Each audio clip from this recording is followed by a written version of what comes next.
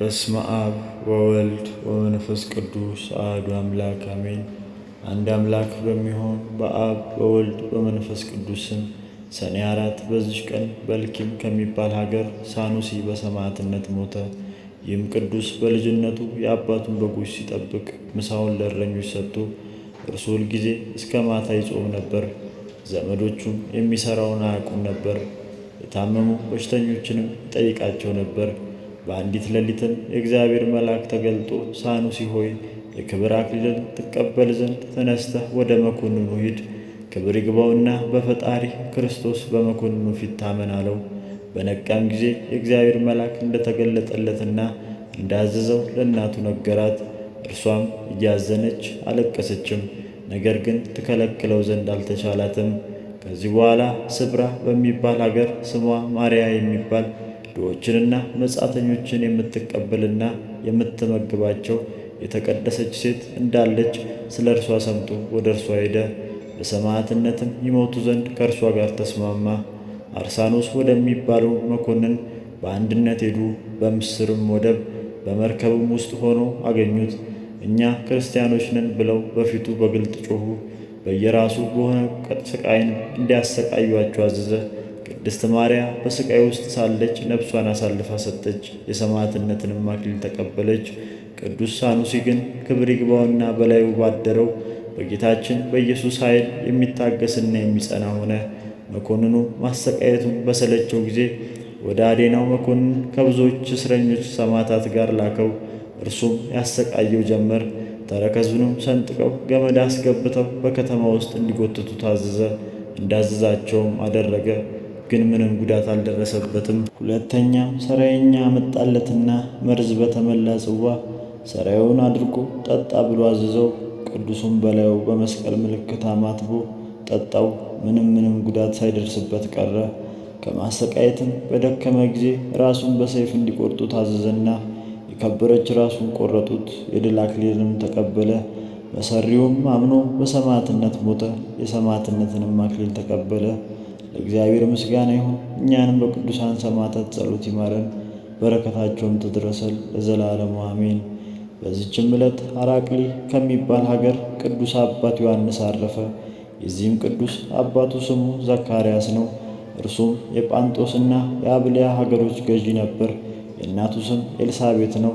እነርሱም ይህንን የተባረከ ልጅ በተሰጡ ጊዜ ስሙን ዮሐንስ ብለው ጠሩት። እርሱም ከአባቱና ከእናቱ ጀምሮ ከመጥምቀ አምላክ ዮሐንስ ጋር በስም አንድ ሆኗልና በተግሣጽና በፈሪሃ እግዚአብሔር አሳደጉት። የቤተ ክርስቲያን መጻሕፍቶችን ሂሳቦችንና ጥበቦችን ሁሉ አስተማሩት። እናቱም በዘመኗ ሁሉ ከእግዚአብሔር መንገድ እንዳይወጣ ታማጽነው ነበር። አባቱም እንዲሁ ይመክረውና ያስተምረው ነበር። ከዚያም አባቱ ከሞተ በኋላ የ20 ዓመት ልጅ ሲሆን መስፍን ሆነ። የጳንጦስና የሐራቅሊ ሌሎችም አገሮች ሁሉ ተገዙለት። እንዲሁም እያለ ሰይጣን በመልአክ አምሳል ታየው። እንዲህም አለው፣ አንተ ትነግሥ ዘንድ ወደ አንጾኪያ ሂድ፣ የንጉሥ ኑማርያኖስን ልጅ አግባ ብሎ ጌታ አዞሃል አለው። ቅዱስም በውኑ ይህ መልአክ ነውን? ግን ከአፉ የእግዚአብሔር ስም ከሰማው አንጾኪያ ሄዳለሁ አለ።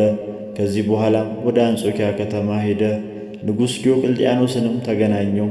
ንጉሡም ባየው ጊዜ አከበረው፣ እጅግም ወደደው። በማግስቱም በምሳ ላይ ከእርሱ ጋር እያለ ከሃዲ ዲዮቅልጥያኖስ አጵሎንን ያመጡ ዘንድ አዘዘ። ያንንም ጣዖት ባመጡ ጊዜ ቅዱስ ዮሐንስ አይቶ አቃለለው። ስለዚህም ሥራ ንጉሡ ገረመው፣ ሰደበውም። ንጉሥ ዲዮቅልጥያኖስም ቅዱስ ዮሐንስን ያደረገውን ነገር ባየ ጊዜ እጅግ ተቆጥቶ በእስር ቤት ውስጥ አሰረው። በእስር ቤት ሳለም ክብር ይግባውና ጌታችን በብርሃን ሰረገላ ላይ ሆኖ ታየው። ከእርሱም ጋር መላእክት አሉ።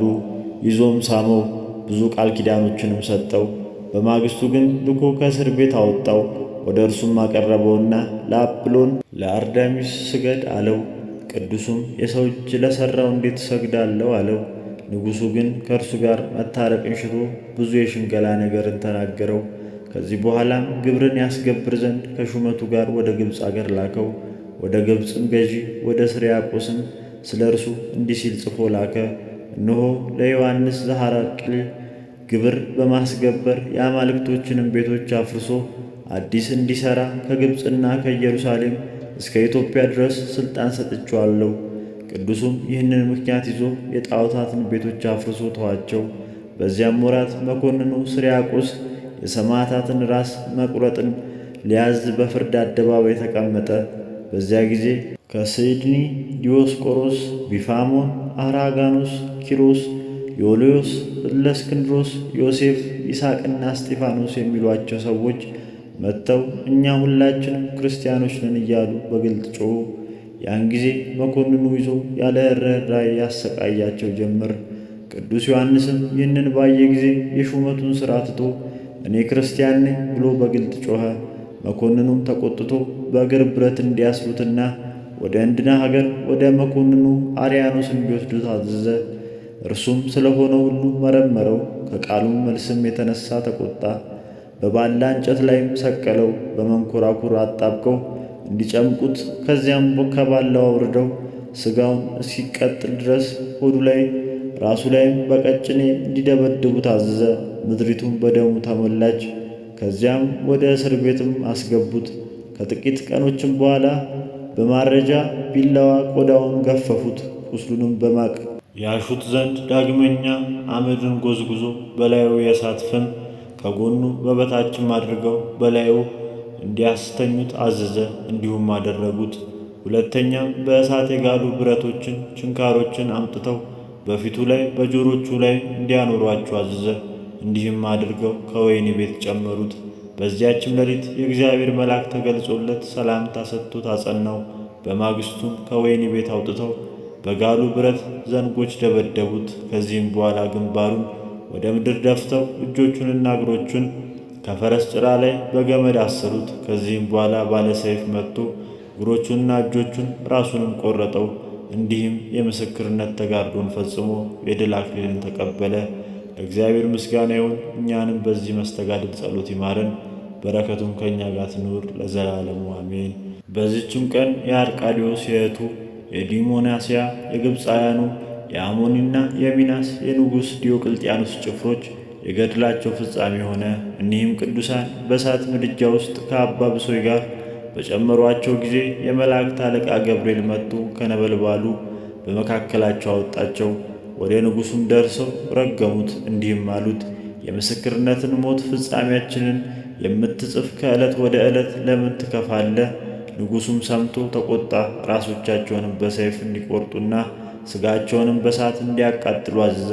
እንደዚህም የምስክርነታቸውን ተጋድለው ፈጽሞ የክብር አክሊልን ተቀበሉ። ለእግዚአብሔር ምስጋና ይሁን። እኛንም በቅዱሳን ሰማዕታት ጸሎት ይማረን፣ በረከታቸው ትድረሰን ለዘላለሙ አሜን። በዚችም ዕለት በከሃዲው ዲዮቅልጥያኖስ ዘመን ተጋዳይ የሆነች ቅድስት ሶፊያ አንገቷን በመቆረጥ በሰማዕትነት አረፈች። የዚችም ቅድስት ወላጆቿ ክርስቲያኖች ነበሩ። በወለዷትም ጊዜ በመልካም አስተዳደግ እግዚአብሔርን በመፍራት የቤተ ክርስቲያንንም መጻሕፍት የአባቶቻችን የሐዋርያትን ሕግና ሥርዓት ሁሉ እያስተማሩ አሳደጓት። ከዚህም በኋላ ባደገች ጊዜ ወላጆቿ ለአንድ መስፍን ልጅ ሊያጋቧት ፈለጉ። ቅድስቲቱም ይህንን በመንፈስ ቅዱስ አውቃ ከተቀመጠችበት ተነስታ ፊቷን ወደ ምስራቅ መልሳ 100 ስግደት ሰገደች። ቆማም ረጅም ጸሎት ጸለየች። በጸሎቷም ውስጥ እንዲህ አለች፦ የክብር ባለቤት የሕያው እግዚአብሔር ልጅ ጌታዬ ኢየሱስ ክርስቶስ ሆይ ወደ አንተ የምደርስባት የከበረች የቀናች መንገድህ ለእኔ ለባሪያህ ለሶፊያ ምራኝ። ወደ ጥፋትም በሚወስድ በጠማማ መንገድ እንዳልንከራተት አትተወኝ። የሚጠፋውንም ዓለም ያስብ ዘንድ ልቤን አትተወው። ወላጆቼ በሚመክሩኝም በረከሰ በሥጋ ፍትወት ውስጥ የኀጢአት ባሪያ እንድሆን አቤቱ አትተወኝ። የከበደ የዓለም ፍላጎት ሸክም ተሸካሚ አታድርገኝ። ቀላልና ልዝብ የሆነ ቀንበርም ይሸከም ዘንድ ትከሻዬን ዘንበል አድርገው እንጂ።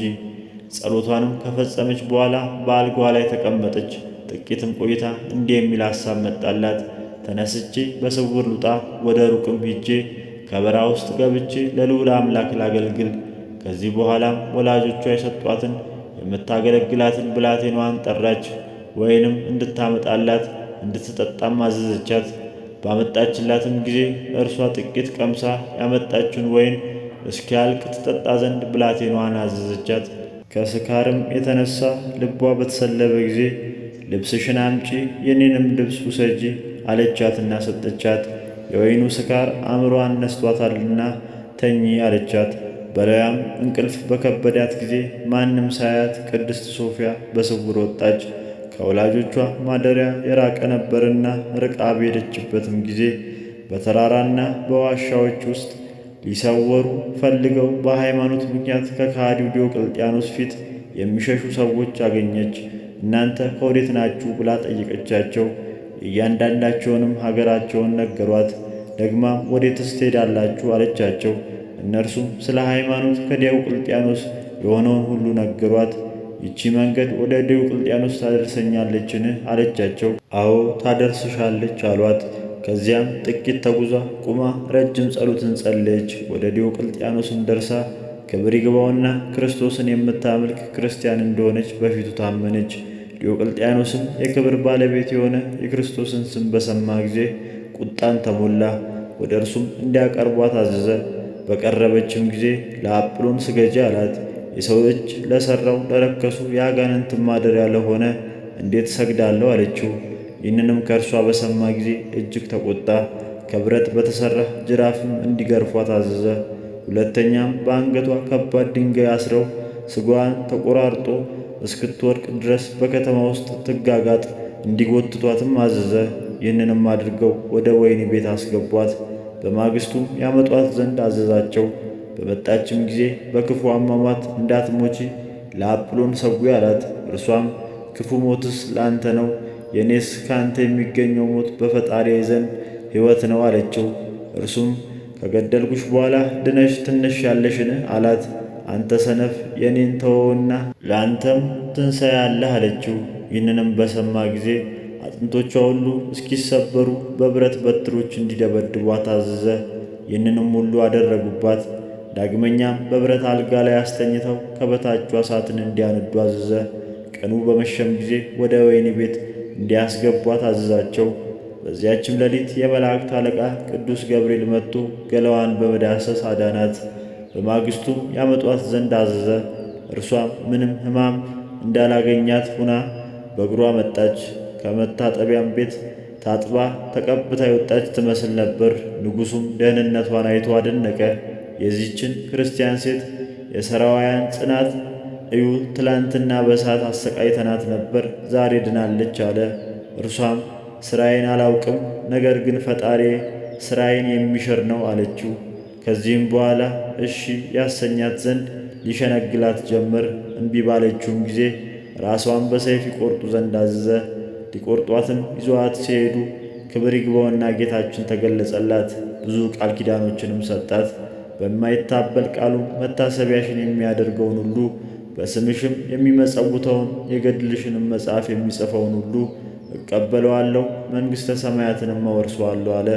ከዚህ በኋላም አንገቷን በሰይፍ ቆረጡ። በጌታችንም ዘንድ የድል አክሊልን ተቀበለች። ለእግዚአብሔር ምስጋና ይሁን፣ እኛንም በጸሎቷ ይማረን፣ በረከቷም ከእኛ ጋር ለዘላለሙ ይኑር አሜን።